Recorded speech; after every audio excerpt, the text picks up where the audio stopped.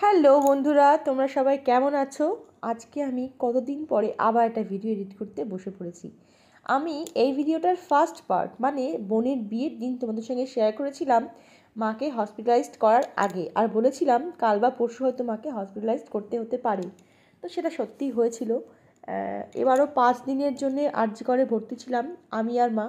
আমি ভর্তি ছিলাম না, আমি মায়ের সঙ্গে ছিলাম।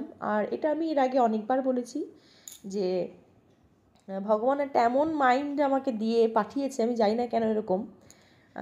মা হাসপাতালে বা আমার বাড়ির কেউ স্পেশালি মা, দুই মায়ের কথাই বললাম, কারণ এখনও পর্যন্ত দু মাই হাসপাতালে ভর্তি ছিল, এক শাশুড়ি মা এক নিজের মা। তো যখনই হাসপাতালে থাকতো তাদেরকে রেখে বাড়ি চলে আসবো বা বাড়ি এসে খাওয়া দাওয়া করে ভালো মন্দ ঘুমোবো, সেটা আমার দ্বারা হতো না, আজ পর্যন্ত হয়নি। শাশুড়ি মার বেলাতেও পারিনি।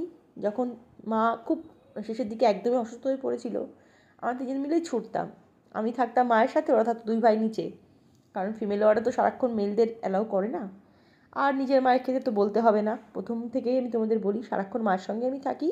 যখন মাকে নিয়ে অ্যাডমিট হই আর মাকে ছাড়া পর্যন্ত আমি মায়ের সঙ্গেই থাকি। তো এবারও ছিলাম, যথারীতি এসে একটু অসুস্থ হয়ে পড়েছিলাম কিছু দিনের জন্যে, আবার এখন ঠিক আছি। তো যাই হোক, অনেকগুলো কথা শেয়ার করলাম। আর এখন বলি মা আছে মোটামুটি, কারণ সত্যি কথা বলতে সেই অর্থে মনে কষ্ট থাকলেও একটা কথা স্বীকার করতেই হবে, এই ধরনের পেশেন্ট তো সত্যি আর সেই অর্থে ভালো হয়ে উঠতে পারে না সেরমভাবে। লিভার সিরোসিস তোমরা সবাই হয়তো জানো বা কেউ কেউ হয়তো জানো যে পেটে জল জমতে শুরু করে। তো এবার মায়ের পেট থেকে জল বার করা হলো 12 লিটার প্লাস। তো এখন ঠিক আছে, আবার সামনের সপ্তাহে চেক আপ রয়েছে। তো যাই হোক, দেখো কথা বলতে বলতে এখন একটু স্টপ করি, ওই কথা এখন পৌঁছে গেছি। এটা হচ্ছে বোনের বৌভাতের দিন ছিল, আর দেখো তখন আমার মা সুস্থ ছিল।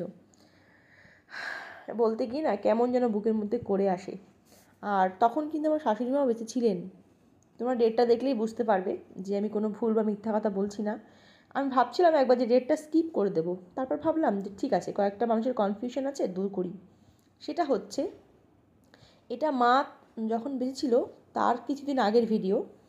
তো আর এর কিছুদিন পরেই মনে করো 1 সপ্তাহ 2 সপ্তাহের মধ্যেই কিন্তু মা চলে যায়।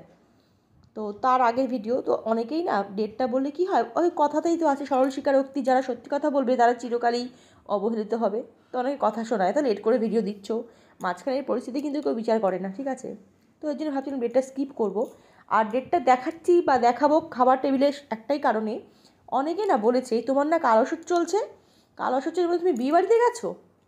দেখো সত্যি কথা বলতে আমাদের নিয়মে কিন্তু কোথাও লেখা নেই, মানে আমার বাড়িতে শ্বশুরবাড়ির কথা বলছি, যে কাল অসুচে বিয়ে বাড়ি যাওয়া যাবে না। আমাদের নিয়মে আছে কাল অসুচে শ্রাদ্ধ বাড়িতে যাওয়া যায় না কোনো সময়, কিন্তু বিয়ে বাড়িতে যাওয়া যাবে না, এরা কিন্তু কোনো কোথাও লেখা নেই বা আমরা জানি না। তো যাই হোক, তবু আমি ডেটটা বলে দিলাম, কারণ তোমরা অনেকেই ভুল ভেবেছিলে, প্রথম ভিডিওতে কমেন্ট করেছো যে কালো অসুচের মধ্যে কেন বিয়ে বাড়িতে গেছো। তো এটা মোটেই কালো অসুচের মধ্যে ছিল না, তোমার ডেটটা দেখো তাহলেই বুঝতে পেরে যাবে।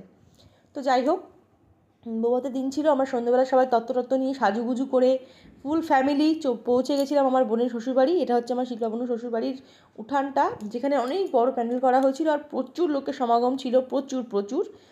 তো সবাই মিলে ছবি টবি তোলা চলছে, যেটা হয় বিবাহিতে গেলে সাজুগুজু যখন করবো তখন তো ছবি তুলতেই হবে। আর যাই হোক, এই ভিডিওগুলো যখন তোলা হয় এখন মনে মনে ভাবি ভালোই হচ্ছে দিনগুলো, আর কিছু হোক কি না হোক, যখন খারাপ সময় লাগে বা খারাপ লাগে মনটা, তখন এই দিনগুলো না চালিয়ে দেখলে ভিডিওগুলো দিনগুলো মনে পড়ে। আর মনে হয় সত্যি মা বাবা তখন কত সুস্থ ছিল, হয়তো একটু এর থেকে ভালো ছিল। আমার মা তখন এর থেকে একটু বেটার ছিল, দেখেই শুরুতেই বললাম যে মা একটু বেটার তখন, শাশুড়ি মাও ছিল বেঁচে। যাই হোক, আর হ্যাঁ এখানে আরেকটা প্রমাণও আছে, সেটা হচ্ছে আমার হাজব্যান্ডের চুল দেখো, তখনও যেমন ওর নর্মাল চুল থাকে সেরকম। আর তারপরে তো নাড়ু করে দিতে মানে করে দেওয়া হয়েছিল মা যাওয়ার পরে। আর এই দেখো আমাদের সূর্য বাবা, সত্যি এত কিউট না আমাদের বাবুটা, খুব মিষ্টি হয়েছে দেখতে। তো যাই হোক, পুরো পরিবার মিলে যখন এসেছি তখন তো সবাই মিলে খুবই আনন্দ করছি, বুঝতেই পারছো। তো একটুখানি কফি পাকোড়া সবাই মিলে একসঙ্গে বসে এনজয় করা হলো, খাওয়া দাওয়া করা হলো। তারপর কিছুক্ষণ গ্যাপ নিয়ে বসে গেছিলাম ডিনারে। তো দেখো সবটা তো আর ভিডিও শেয়ার করা যায় না, মা বাবা ছিল, কথাবার্তা বলতে হয়, সব কিছু মিলেমিশে। তো যাই হোক, তার মধ্যে যতটুকু পারলাম তোমাদের সঙ্গে সেটাই শেয়ার করলাম। আর হ্যাঁ, এই দিন কিন্তু আমার হাজব্যান্ডও গেছিলো, যেটা বিয়ের দিনও যেতে পারেনি, ওর একটা কাজে আটকে পড়েছিল বলে, কিন্তু বৌভাতের দিন ও গেছিলো আমার সাথে একদিনের জন্য, আবার চলে আসা হয়েছিল পরের দিন সকালবেলা। তো তো যাই হোক, এই হচ্ছে দিনটা আমাদের ছিল, ভীষণ সুন্দর ছিল দিনটা। আর ওয়েদারটাও দারুণ ছিল, না গরম না ঠান্ডা, পারফেক্ট একটা ওয়েদার। এটা মার্চের শুরুর দিকে, কারণ মা চলে যায় 14ই মার্চ, এটা মার্চের শুরুর দিকে। ডেটটা আমার এই মুহূর্তে মনে পড়ছে না, তোমরা দেখলেই বুঝতে পারবে। তো যাই হোক, এখানে পান্তু, আমি, আমার মা, বাবা, দাদা সবাই মিলে বসে পাকোড়া খাচ্ছিলাম।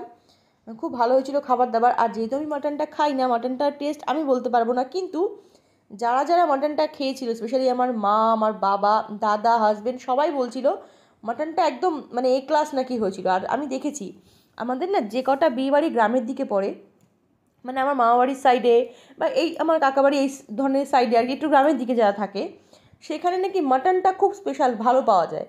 আসলে আমি তো কখনও খাই না, আমি জানিও না কীরকম টেস্ট, মানে যাই হোক, কিন্তু ওদের কাছে শোনা হয় যে ডিফারেন্ট, ওরা বুঝতে পারে এখানকার মাটনের একরকম স্বাদ হয়, ওখানকার মাটনটা অন্যরকম, আলাদা রকম স্বাদ হয়। আর এই যে আমার সুজিত কাকা আজকে মেয়ের বউ হাতে একটা সুন্দর পিঙ্ক পিঙ্ক টাইপের পাঞ্জাবি পরেছে। তো দেখো, আর তোমরা হয়তো ভাবতে পারো যে কাকার তো বেশি বয়স না, এই বয়সে কেন মেয়ের বিয়ে হয়ে গেল। আসলে আমাদের গ্রামের দিকে এটাই হয়, খুব অল্প বয়সে না সবার বিয়ে হয়ে যায়, মানে একদমই কম বয়সে, ছেলে বলো মেয়ে বলো সবারই। আমার দাদাও কিন্তু খুব কম বয়সে বিয়ে করেছিল, নিজেরাই মানে মা বাবা দেখে শুনে বিয়ে দিয়েছিল, তাও ছোটো ছোটো বয়সে সবার বিয়ে হয়ে যায়। হয়তো গ্রামের দিকে কখনো কখনো এটাই নিয়ম, বা এখনও এটাই নিয়ম আছে। বাট এখন বর্তমান বলতে পারবো না, কিন্তু আমাদের সময় বা আমাদের ছোটোবেলাটা এরকমই ছিল।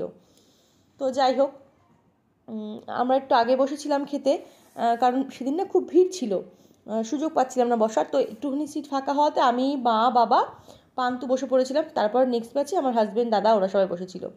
তো ভিডিও দুটো একটু ওপর নিচ মানে আগে পরে হয়ে গেছে, কিন্তু আমরাই আগে বসেছিলাম, সেটাই হচ্ছে মেন কথা। তো খুব সুন্দর দিনটা আনন্দ করে কাটিয়েছি, মজা করে কাটিয়েছি তোমাদের সঙ্গে, সেটাই আজকে শেয়ার করলাম। তোমাদের কেমন লাগলো ওই ভিডিওটা সেটা কিন্তু অবশ্যই কমেন্ট করে জানিও। আর আমি সেদিন একটুও ভালো করে কথা বলতে পারিনি ভিডিওতে, যেটা নর্মালি বলে থাকি, তাই ভয়েস ওভার দিয়ে পুরো ভিডিওটা কিন্তু কাটাতে হলো, ঠিক আছে? তো তোমরা সবাই খুব ভালো থেকো, সাবধানে থেকো, আর একটু প্রে করো আমার মায়ের জন্যে, কারণ তোমরা তো সবাই আশা করি জানো মা বাবা হচ্ছে পৃথিবীর শ্রেষ্ঠ সম্পদ। যার মা বাবা নেই তার পৃথিবীতে কেউ নেই, এটা একদম বাস্তব সত্যি কথা, যেটা আমি আমার নিজের জীবন দিয়ে উপলব্ধি করতে পারছি।